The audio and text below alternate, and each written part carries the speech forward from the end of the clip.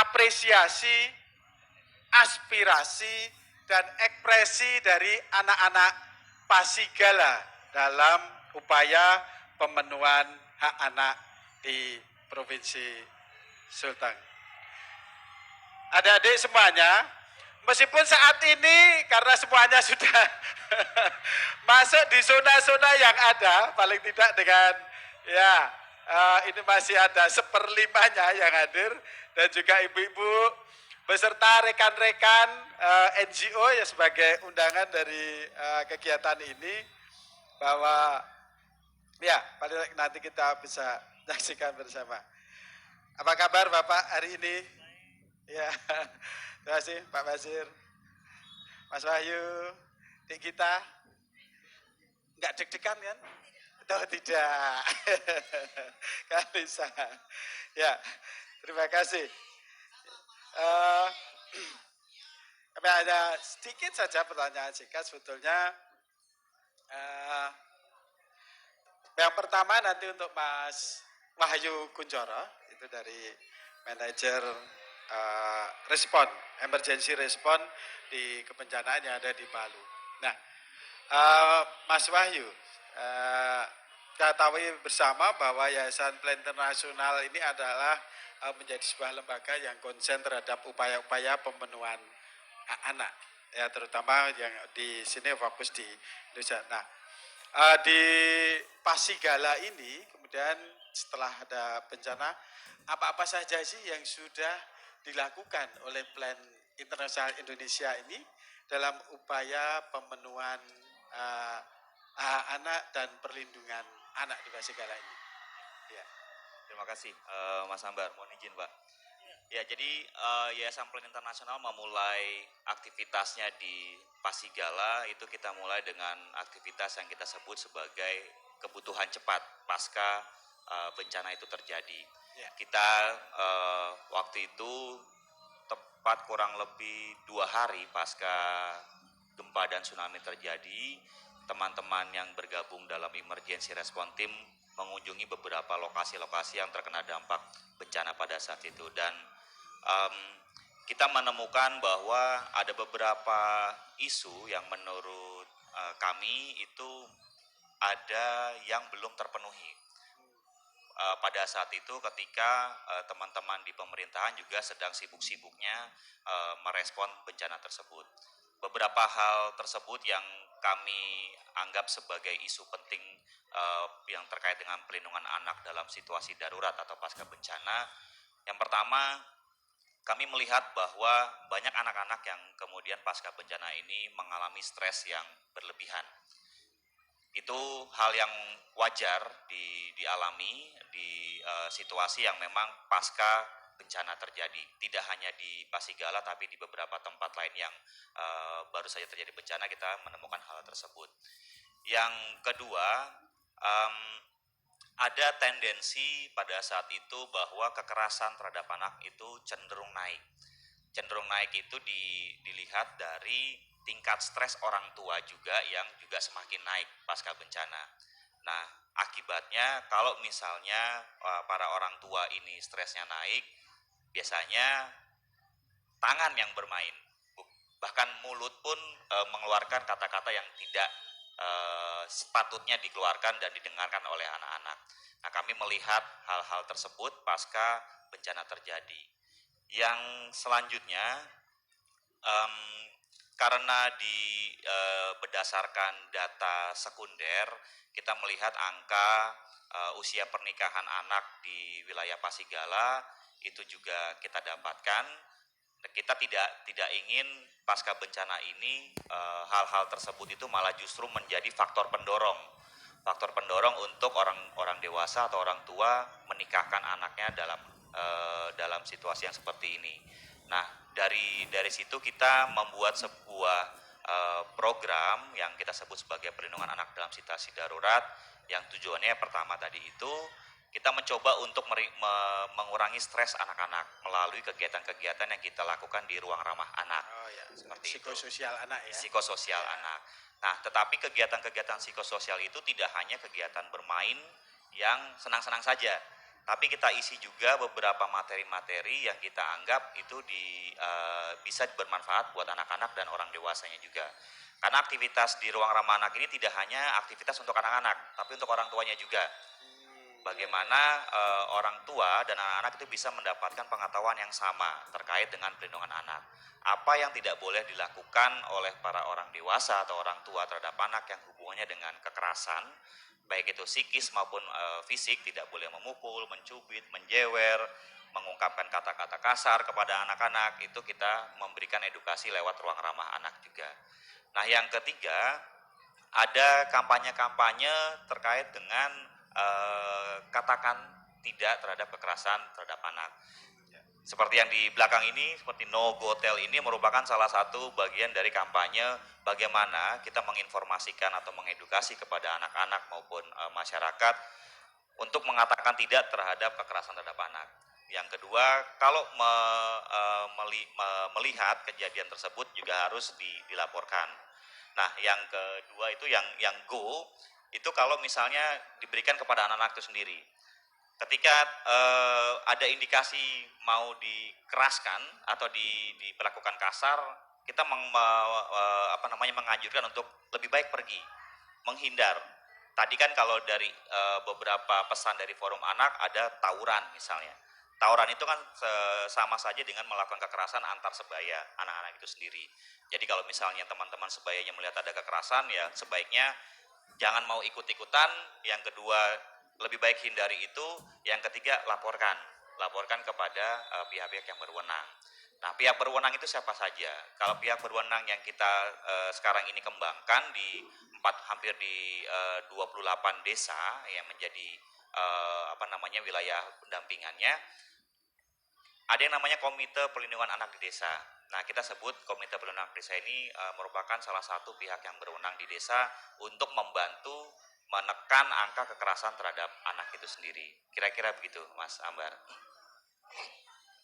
Ya, terima kasih, Mas Bayu. Jadi ada berapa yang tadi disampaikannya terkait ternyata ada yang perlindungan anak dalam masa kedaruratan, ya. Tadi agak berbeda ketika itu di masa pengembangan.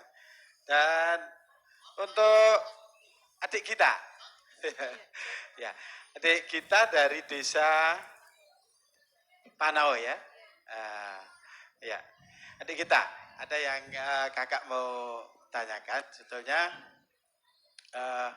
apa sih yang dirasakan di kita itu dalam masa-masa kebencanaan kemarin, baik itu untuk terutama di situasi anak-anak, apakah itu di lingkungan keluarga, di masyarakat, atau di sekolahan. Bagaimana adik kondisinya ada gitu? Ya. Untuk kondisi di lingkungan rumah saya, memang setelah pasca bencana semuanya hancur. Itu pun sebagian rumah keluarga saya juga pun rubuh karena gempa itu. Jadi kondisinya sangat tidak memungkinkan untuk ditinggali lagi. Untuk di area sekolah, begitupun juga di area sekolah, gedung-gedung dan semua fasilitas yang ada di sekolah itu semuanya sudah tidak layak pakai. Karena kenapa? Rusak akibat gempa kemarin. Iya. Terus kemudian yang dilakukan adik kita dengan kondisi seperti itu apa kemudian? Ya. Yang apa dilakukan adik kita ketika di proses itu yang dirasakan seperti apa? Yang saya rasakan Iya.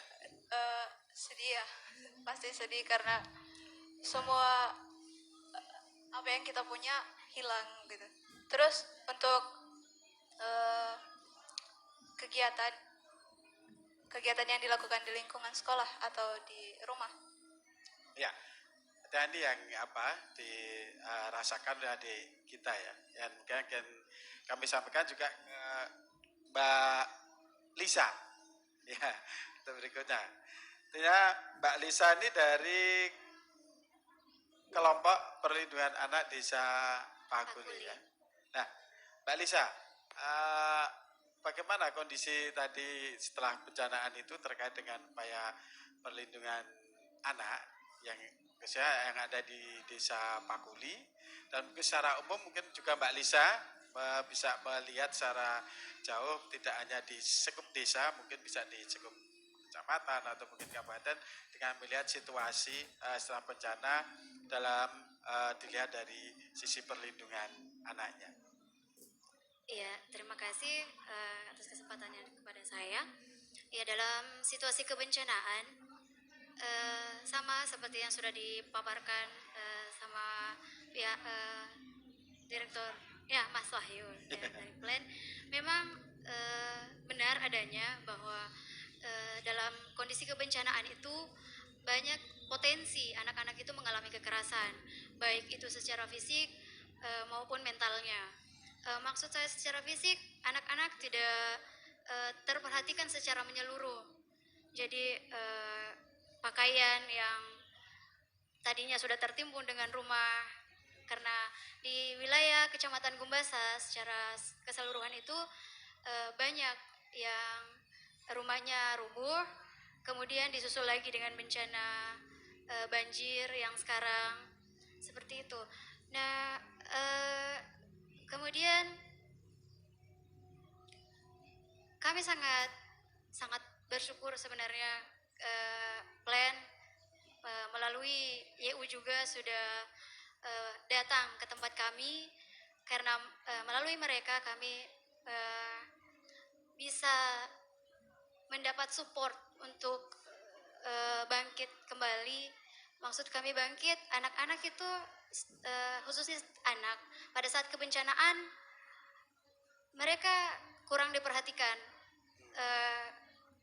Mereka ingin bermain, tapi lokasi untuk bermain itu serba terbatas. Kemudian tidak ada sarana dan prasarana yang bisa membahagiakan mereka. Nah, melalui YU kemarin sudah YU dampingan Plan datang kepada kami memberikan perubahan yang sangat signifikan. Anak-anak yang sebelumnya hanya bisa berada di tenda-tenda pengungsian, kemudian bisa berkumpul di satu tempat, diberikan berbagai macam awalnya dari games-games yang menarik mereka datang. Kemudian setelah mereka sudah berkumpul, kami diberikan begitu banyak edukasi, mulai dari bagaimana caranya ketika gempa itu datang kembali, bagaimana kami harus melindungi diri, bagaimana cara kami untuk lebih tenang saat menghadapi bencana. Kemudian bagaimana kami bisa saling peduli, anak-anak saling peduli satu sama lain. Tidak lagi saling ada lagi bully-bully sebelum kebencanaan dan setelah kebencanaan. Tentu masih banyak kasus-kasus yang seperti itu. Tapi setelah mendapat pelatihan ataupun arahan dari pihak Plan, kami semakin paham bahwa ternyata anak itu butuh banyak perhatian, karena sebenarnya dari anak itu adalah aset kita. Kalau mereka tidak terperhatikan, bagaimana ke depannya? Kalau anak-anak yang sekarang tidak kita perhatikan, kemudian 10 tahun ke depan, maka khususnya Kecamatan Gumbasa itu akan tidak bisa Generasi bangkit. penerus bangsa ya. Ya, dan kalau itu saya dengar teman-teman itu dengan bahasa lokal DKK Kangana. Ya, benar sekali Pak. DKK Kangana Anu Mobelo. Iya, DKK Kangana. Ya, terima kasih Mbak Lisa. Dan ini berikutnya untuk Pak Basir yang kami hormati. Ini Pak Ihsan Basir selaku Kepala Dinas Pemberdayaan Perempuan dan Perlindungan Anak di tingkat provinsi. Nah, dengan situasi kondisi bencana sebetulnya apa-apa saja sih yang sudah dilakukan oleh pemerintah baik itu dalam upaya respon kebencanaan terkait dengan perlindungan anak baik itu di Provinsi Sulawesi Tengah. Iya, terima kasih Mas. Sebenarnya kalau dari pemerintah ini sebenarnya bukan cuma berbicara lingkup Sulawesi Tengah saja, tapi pemerintah Republik Indonesia sebenarnya ketika bencana itu terjadi, quick response yang dilakukan adalah membuat klaster-klaster cepat ya. Jadi ada subklaster perlindungan hak perempuan dan ada subklaster anak. Jadi secara khusus untuk anak itu juga ada subklasternya yang kita bicarakan. Jadi ketika awal-awal bencana itu seminggu sekali kami bertemu. Jadi pertemuan pemerintah memfasilitasi teman-teman seperti PLAN, terus UNFPA, NGO lokal, semua dan masyarakat tokoh masyarakat itu tergabung untuk berbicara apa yang harus kita lakukan secara cepat. Kemudian setelah seminggu, kemudian 3 bulan sesudahnya mulai menjadi 2 minggu sekali. Sampai sekarang sih masih 2 minggu sekali. Jadi ada pertemuan seperti itu yang kita lakukan sehingga kita bisa merespons cepat. Misalnya ketika saya dalam satu rapat subcluster mendengar kabar bahwa ada anak yang sempat lari keluar daerah Sulawesi Tengah, anak SMA di satu daerah, karena saya tidak bisa menyebutkannya, di arah barat Palu sana agak jauh. Itu ketika dia mau sekolah karena rumahnya hancur dan sekolahnya dia mau sekolah kembali tapi secara ekonomi dia tidak mampu dan ada pemenuhan administratif yang dia harus penuhi, maka kita langsung ditangkap. Jadi saya bisa telepon langsung kepala dinas pendidikan dan kebudayaan untuk segera melakukan. Nah, kepala dinas menelpon kepala sekolah untuk segera memasukkan anak itu. Jadi tidak ada persoalan birokrasi. Kita memotong jalur birokrasi untuk kasus-kasus itu salah satu ya respons cepat. Oke, terima kasih Bapak Basir. Dan kembali ke kita. Artinya kan tadi setelah kemudian adik-adik mengalami bencanaan, kemudian juga datang beberapa teman NGO bersama dengan pemerintah. Nah, saat ini apa yang sebenarnya adik-adik kita butuhkan melalui forum anak di tingkat desa supaya anak-anak ini lebih mengetahui, memahami, dan juga bisa melakukan perlindungan diri. Apa sebetulnya yang untuk kebutuhan depan dan siapa saja sih yang ada dibutuhkan untuk mendukung dari kegiatan anak-anak itu? Cek. Untuk yang kami butuhkan untuk memotivasi anak-anak itu dari KPAD sendiri. Yaitu KPAD di Desa Panu ada KPAD? Ada. Ya. forum anak. Yang kami butuhkan itu orang-orang yang dapat mengajarkan kepada anak-anak yang kena pasca bencana untuk supaya mereka tidak memikirkan lagi trauma-trauma yang kemarin, karena pasti di benak mereka tuh pasti memikirkan hal yang kemarin. Jadi kita itu membutuhkan orang-orang yang bisa mengajarkan kepada mereka seperti materi-materi tentang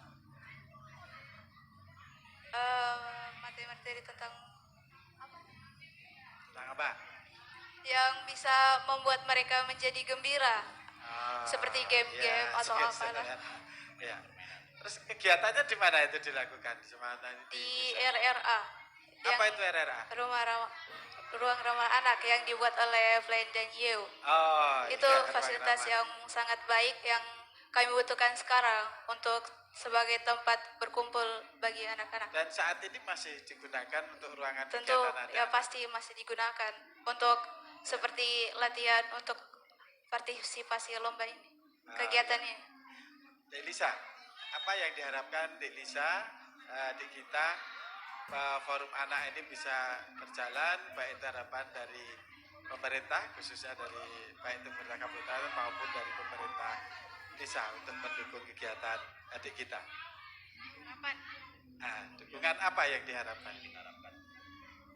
Saya mengharapkan kepada pemerintah agar lebih memperhatikan anak-anak desa agar supaya mereka bisa mengejar impian mereka, karena tidak mungkin karena pasca bencana ini mereka hanya terbenung, hanya berdiam diri saja. Tentu kita harus bangkit. Biarpun kita mengalami bencana, kita itu harus bangkit untuk menggapai cita-cita kita ya. Oke, ya. Terima kasih. Untuk Mbak Lisa, dari kelompok perlindungan anak ini ada di Desa Pakuli, sebetulnya apa sih tujuannya kelompok perlindungan anak ini ada di Desa Pakuli? Iya, tujuan dibentuknya kelompok anak di Desa Pakuli itu tentunya untuk me- kami membentuk itu awalnya. Saya cerita dulu sedikit bagaimana KPAD dibentuk. KPAD itu dibentuk berawal dari masalah-masalah anak yang ada di Desa Pakuli. Nah, kami sebenarnya bingung ketika ada masalah itu, proses itu harus kemana. Maksudnya pemerintah telah ada, tentu ada, tapi maksudnya yang lebih dekat lagi, maksudnya yang lebih memasyarakat. Akhirnya dibentuklah kelompok perlindungan anak desa di Desa Pakuli yang dari beberapa unsur.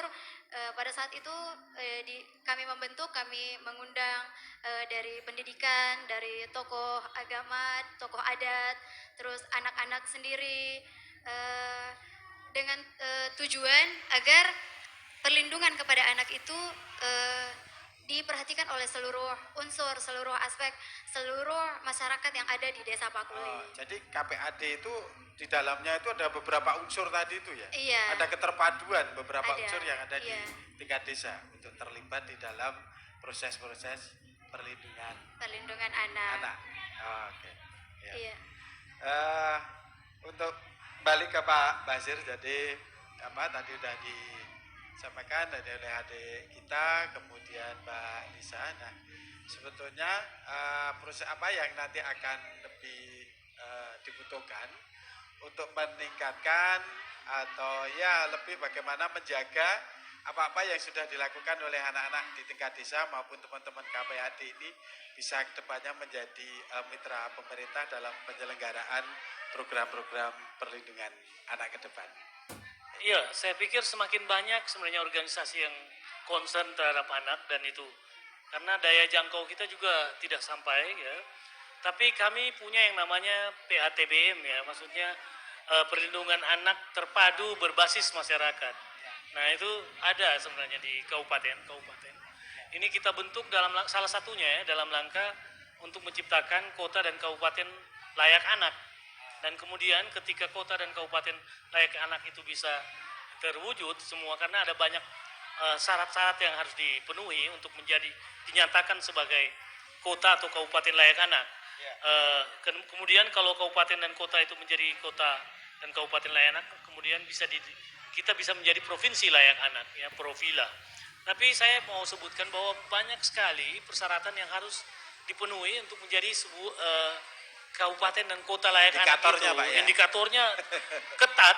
Salah satunya adalah misalnya tadi sudah disebutkan oleh anak-anak soal bullying. Jadi ketika ada namanya harus ada sekolah ramah anak, puskesmas ramah anak dalam konteks Desa kesehatan, ramah anak. desa ramah anak, Kecamatan jadi ramah ya, anak. jadi itu harus ada semua terbentuk. Iya. Jadi sekolah itu ketika dia berani mendeklarasikan, memasang papan bahwa sekolah ini adalah sekolah ramah anak, maka segala ketentuan itu secara otomatis harus mereka penuhi. Misalnya ada ruang ramah anak, ada cuci kesehatan terjaga, ada misalnya upaya yang jelas untuk menindak para bully ya, bullying, penghapusan bullying, SOP.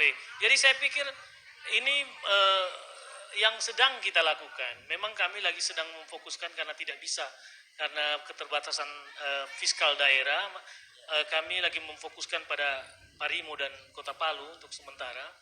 Tapi juga secara berkala kita akan memperluas ke kabupaten-kabupaten lainnya untuk menjadi kabupaten dan kota layak anak. Terakhir kemarin Tojo Una-Una. Ini juga karena pernikahan dini di daerah itu cukup tinggi. Yang tinggi itu sebenarnya untuk data 2018 ya, itu Parigi Mautong. Kemudian ya Parigi Mautong, kemudian Donggala, dan kemudian selanjutnya adalah Toli-Toli. Tapi itu kan data 2018, statistik selalu 1 tahun di bawahnya, itu berarti 2017. Data yang kami terima juga pernikahan dini, saya tadi diwawancari wartawan terkait pernikahan dini ini, dan ini memang kita sempat tahun 2016 urutan kelima secara nasional. ranking 5 maksudnya tidak baik itu. Itu pernikahan Ya, usia. untuk pernikahan dini. Dan 2007 kita turun di 2011 menjadi ranking 11. Saat ini 2018 kita data yang saya lihat 22, sekian persen ya.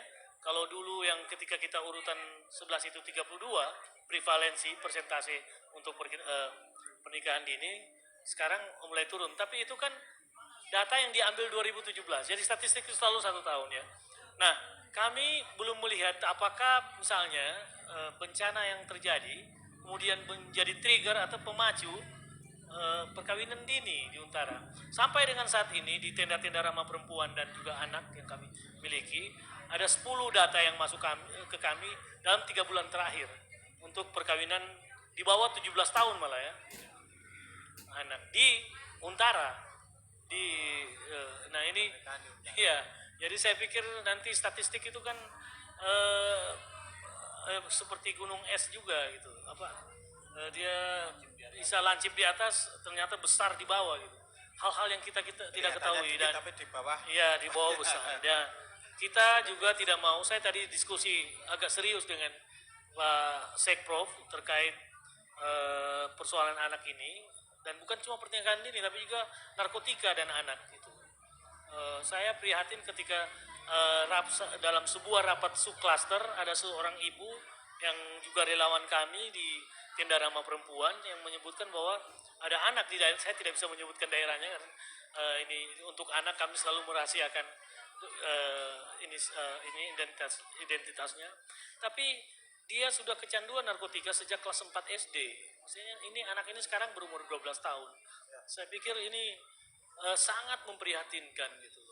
Jadi dan di banyak Untara kemarin di Gorontalo sempat anak dari pengungsian kita yang kemudian dijadikan kurir untuk narkotika yang ditangkap di Gorontalo. Jadi kita juga sudah koordinasi dengan teman-teman provinsi di Gorontalo. Jadi banyak persoalan ini yang memang kita harus kerja keras dan kami banyak melibatkan ya provinsi. Saya mengucapkan terima kasih buat teman-teman plan nasional, plan yang berafiliasi dengan plan internasional tentunya, terus UNFPA, UN Women, NGO, lokal NGO kita yang memang bagus seperti Libu Perempuan, KPKST, Sikola Mobine, dan banyak lagi yang sudah membantu pemerintah ini dalam konteks penanganan kasus kekerasan terhadap perempuan dan anak. Terima kasih Pak Wajid. Ini untuk pertanyaan terakhir untuk Mas Wahyu Kunchoro. Ya, Mas Wahyu, sudah dari DC melalui program-program plan ini di banyak hal yang sudah dilakukan. Apa sih seharusnya yang dilakukan oleh teman-teman dari perwakilan dari masyarakat, juga anak-anak, dan juga dari pemerintah setempat dalam rangka mewujudkan perlindungan anak dan anak di Sulteng?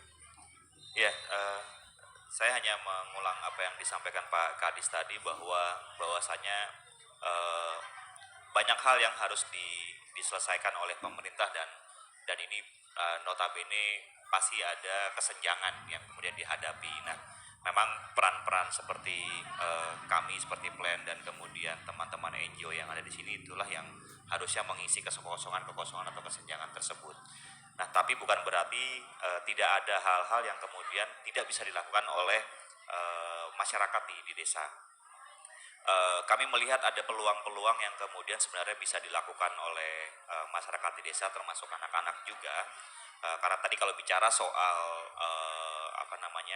kota layak anak, kemudian kabupaten layak anak, sampai ke provinsi layak anak, itu semua dimulai dari desa terlebih dahulu. Kalau desanya sudah kemudian bisa mengikrarkan diri untuk layak anak atau ramah anak, itu saya pikir beberapa persoalan-persoalan yang terkait dengan isu perlindungan anak dan perempuan itu bisa kita mulai dari desa dulu. Saya melihat peluang seperti dana desa yang kemudian bisa kita gunakan untuk kepentingan bersama. Itu yang kemudian harus kita sama-sama bantu teman-teman di desa, terutama misalnya KPAD atau PATBM tadi itu, untuk bisa melakukan advokasi dan memasukkan rencana kerjanya ke dalam musrenbang des paling tidak, sehingga itu bisa dianggarkan oleh pemerintah desa dan kemudian bisa menjadi bisa ya tadi itu melakukan aktivitas-aktivitasnya. Itu untuk yang orang dewasanya. Nah, yang untuk anak-anaknya, kami berpikir keberadaan forum-forum anak di tingkat desa itu juga hal yang positif. Positifnya tadi misalnya seperti yang disampaikan Pak Kadis, miris ya kalau dengar ternyata udah ada anak usia kelas 4 SD yang udah kecanduan narkotika. Itu sebenarnya miris sekali. Nah, itu bisa terjadi karena mungkin ada apa namanya, kecuekan dari masyarakat, ketidakacuhan dari masyarakat terhadap isu-isu seperti itu. Artinya itu sebenarnya ada kaitannya dengan no gotel tadi ini. No gotel ini bukan hanya bisa digunakan untuk kekerasan terhadap anak dan perempuan, tapi juga kayak isu-isu narkotika seperti itu. Katakan tidak terhadap narkotika, hindari narkotika, atau go-nya itu hindari narkotika, tel-nya laporkan.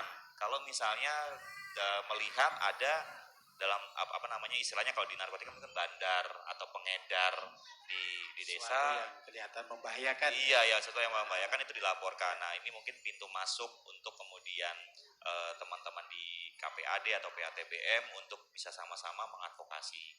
Nah, mungkin dari pemerintah bisa membantu dalam hal bimbingan teknis kepada PATBM atau KPAD untuk bagaimana sih membuat perencanaan sebuah organisasi, kemudian untuk bisa dimasukkan ke dalam rencana anggaran atau musrenbang di desa. Saya pikir itu hal yang kemudian bisa dilakukan oleh kedua belah pihak, masyarakat maupun pemerintah. Kami baru memulai di 43 desa yang ada ruang ramah anaknya, yang mudah-mudahan ruang ramah anak itu yang bisa digunakan terus-menerus di desa-desa tersebut. Dan paling tidak ada embrio 28 KPAD, atau sebenarnya sama aja antara KPAD dengan PATBM, karena fungsi dan perannya itu sama saja. Yang mungkin ini bisa dimulai nanti ada bimbingan teknis dari pemerintah setempat untuk supaya bisa berlanjut program-programnya. Dan penekannya adalah kita sama-sama untuk melindungi anak-anak. Kita sama-sama ingin menyelamatkan generasi di Pasigala ini. Kita sama-sama ingin melihat ke depannya di Sulteng ini anak-anaknya tetap bagus. Begitu Mas Samuel. Oke, terima kasih. Ya, terima kasih adik kita Mbak Lisa, Mas Wahyu, dan juga Pak Ihsan Bashir yang sudah bersedia hadir untuk kita ngobrol-ngobrol terkait dengan upaya perlindungan. Kira kita tahu adik kita tetap semangat ya. Komitmen dari pemerintah bagaimana untuk mewujudkan perlindungan anak terus ini kita terakhir Pak. Saya harus sampaikan bahwa kegiatan ini adalah kita sebenarnya menggabungkan antara kegiatan teman-teman PLAN dengan kegiatan kami sendiri. Jadi ada dari kemarin forum anak namanya, forum anak provinsi, pertemuan forum anak provinsi. Itu berasal dari semua kabupaten, dan mereka kemudian tadi menyampaikan isu-isu yang ada di Sulawesi Tengah. Dan anak-anak ini sendiri, saya tidak melakukan intervensi apa-apa, baik kata atau penggunaan kalimat. Mereka sendiri yang memilih, mereka sendiri. Dan itu adalah bentuk kerjasama kami biasanya dengan teman-teman ini. Jadi bukan selalu kami lakukan. Kedua, untuk memperlihatkan komitmen yang kuat dari pemerintah adalah untuk wakil perempuan dan wakil forum anak itu saya sudah bicara dengan Bapak Gubernur untuk semua produk hukum Sulawesi Tengah ini sebaiknya juga melibatkan wakil anak, wakil forum anak, wakil perempuan untuk menyuarakan. Jadi misalnya peraturan wali kota, peraturan bupati ketika diasistensi di provinsi, di gubernur misalnya, harus ada masukan, oh ini ternyata misalnya, wah ini aturan ini tidak ramah perempuan, tidak ramah anak. Jadi mereka bisa masuk sejak awal. Anak Pak ya. Pikir itu. Ya, terima kasih Pak Wazir. Jadi ini salah satu bukti bahwa ini menjadi komitmen dari pemerintah Provinsi Sulawesi Tengah, dan juga harapannya nanti juga ini menjadi komitmen dari di setiap kabupaten yang ada. Mbak Lisa, KPAD tadi mendengar sendiri dari Bapak Basir, ini menjadi mitra dalam penyelenggaraan perlindungan anak, dan adik-adik juga bisa berupaya mencegah secara sendiri dan juga belajar bagaimana ketika ada hal-hal yang membahayakan anak. Dan saya yakin juga peran di NGO di sini tidak akan mengambil alih peran pemerintah dalam pencegahan, tapi lebih menjadi stimulan dan mendorong bekerja sama terintegrasi melalui program-program dalam upaya perlindungan anak. Dan mungkin ini menjadi penutup kata bahwa semoga peran-peran yang nanti dilakukan KPAD yang selama ini sudah dibentuk dan dilakukan kapasitasi oleh LEN nanti kedepannya akan semakin bertambah banyak desa mereplikasi, dan nanti harapannya di setiap desa juga terbangun desa ramah anak, kecamatan ramah anak, dan nanti akan terbangun kabupaten dan provinsi yang layak. Oh iya, Mbak Lisa mau sampaikan sesuatu? Ya, singkat saja.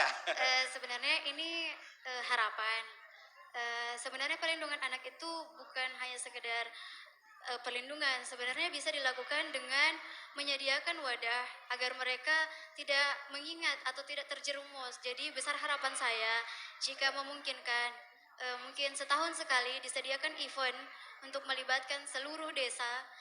Jadi akan ada alasan bagi anak-anak untuk berlatih setiap harinya, mereka mengambil kegiatan-kegiatan positif dan tidak terjerumus lagi di kegiatan-kegiatan negatif. Jadi besar harapan disediakan sebuah event yang melatih minat bakat anak sehingga anak memiliki kegiatan-kegiatan positif ke depannya. Sebentar lagi Hari Anak Nasional. Ya, iya. Tahu nanti. Maksudnya lebih dekat ke Sulawesi sendiri. Jadi lebih banyak kegiatan anak, lebih banyak yang mereka ikuti. Jadi lebih banyak kegiatan positif, Pak. Begitu harapannya. Terima kasih. Ya, semakin banyak kegiatan positif untuk anak ya. Oke, terima kasih. Saya kira ini sedikit waktu, semoga ini memberikan manfaat, membangun anak, membangun bangsa, membangun anak, membangun peradaban bangsa di KIK Kangana Anu Mabelo. Ya, terima kasih Pak Wazir, Mas Ayu, Mbak Gita, Mbak Lisa, terima kasih. Ya. Mas Geri, bisa minta tolong kita mau foto? Boleh. Fotografer, kameramen siap muka belakang. Kameramen siap muka belakang. Ada yang mau foto? Oh udah live dari tadi ternyata dari Palu TV. Tapi kalau ada yang mau foto boleh. Ada HP yang mau saya fotokan boleh? Mas Vega? HP mau aku fotokan boleh? Boleh foto bareng. Boleh, boleh. Sayang tolong dibantu. Satu-satu, one by one. Satu-satu. Oke. Boleh. Baku rapat. Saya sama Mas Wahyu yang di samping-samping. Oke, ada di tengah ya. Mundur lagi sedikit. Oke. Ya. Oh, siap kita ya? Satu, Mas Ambar rapat, Mas Eka sudah? Oke, Mas Eka udah. 3, 2, 1. Tangannya 1, 2, 3. Tahan. Oke. Sekali lagi. 1, 2, 3. Oke, terima kasih. Cukup. Oke, terima kasih. Oke, dan kita ada sedikit ini bingkisan untuk Bapak Ihsan terlebih dahulu. Pak Ihsan, terima kasih banyak buat adik kita. Terima kasih luar biasa. Satu lagi, terima kasih. Oke, satu lagi buat Mas Weka. Kita juga dapat ya. Oke, dapat. Oke, terima kasih banyak. Terima kasih Mas Ambar. Terima kasih untuk materi talkshow-nya. Terima kasih, boleh kembali ke tempat semula. Minumannya boleh dibawa, boleh mau dibawa. Buah-buahannya ini pisang dibawa. Pisang, ada jeruk, boleh dibawa. Boleh. Oh, boleh. Ambil kameramen bagi-bagi. Mubazir kan? Kalau nggak dimakan jadi sampah makanan. Nah, mana? Ini ada kue-kue. Yang mau ambil aja ya. Oke, mana Lisa? Mana Lisa? Mana? Nah, sini dong, sini. Nah.